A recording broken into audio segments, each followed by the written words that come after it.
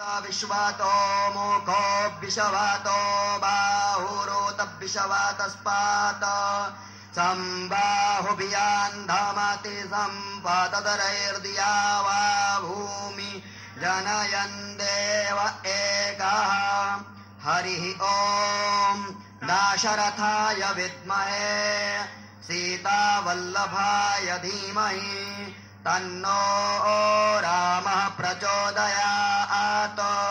ॐ नमो भगवते उत्तमश्लोकाय नम आर्यलक्षणशीलव्रताय नम उपशिक्षितात्मन उपासितलोकाय नमः साधुवादनिकषणाय नमो ब्रह्मण्यदेवाय महापुरुषाय महाराजाय नमः।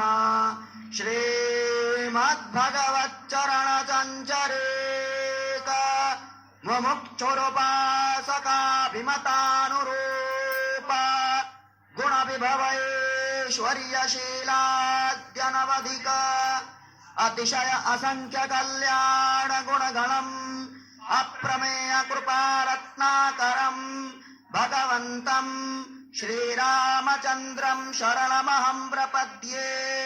ॐ अप्रमेय कृपारत्नाकराय भगवते श्रीरामभद्राय नमः।